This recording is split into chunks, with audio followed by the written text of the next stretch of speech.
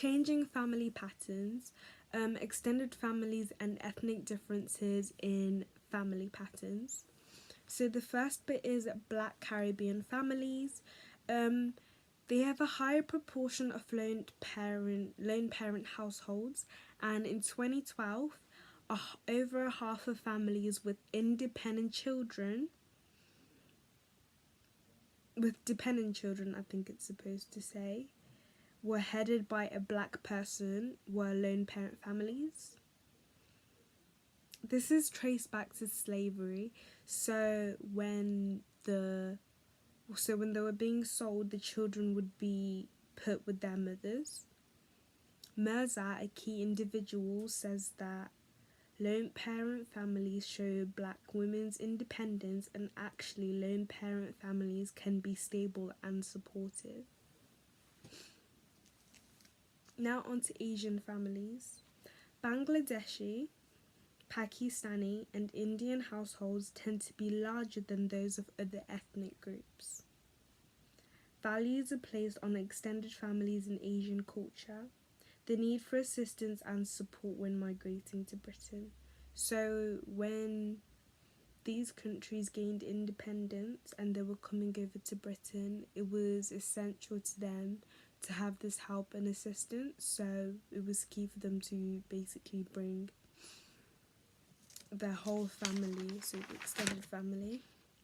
Most Asian households are nuclear, but the relatives live nearby. There is frequent visiting and kinship networks. But statistically, Sikhs and Muslims are most likely to live in extended families. Now, the next bit is the extended family today.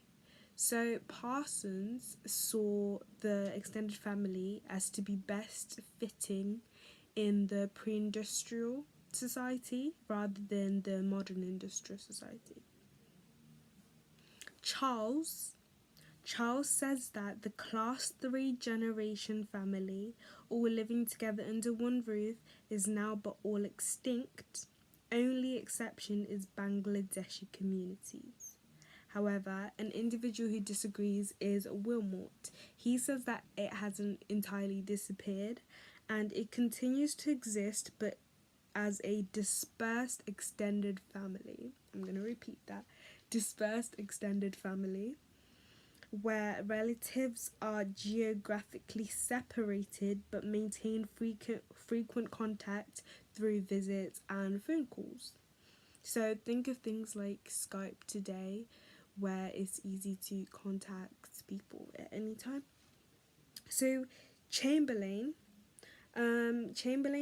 did a study of Caribbean families in Britain, and he found that despite being geographically dispersed, they continue to provide support. And he described the multi-nuclear family. This has close and frequent contact with aunties and uncles. It performs important functions for its members, domestic help and financial help. Now the next bit is the Beanpole family. So despite the rise of the Beanpole family, many people still feel a sense of obligation to help their wider extended kin. Finch and Mason, they say that they found that over 90% of people had received or given financial help, and about half had cared for a sick relative.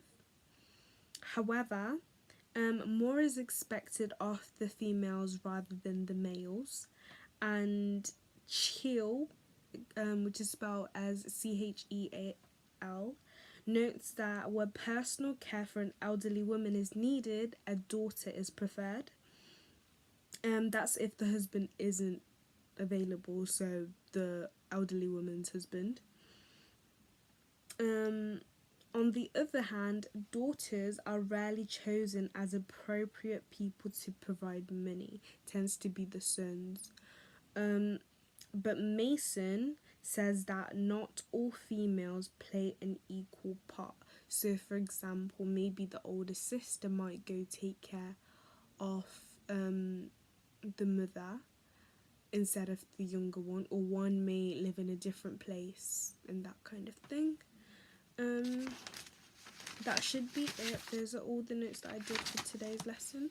If there's any more that I need to add, I shall, but that's it for ethnic differences in family patterns and extended families.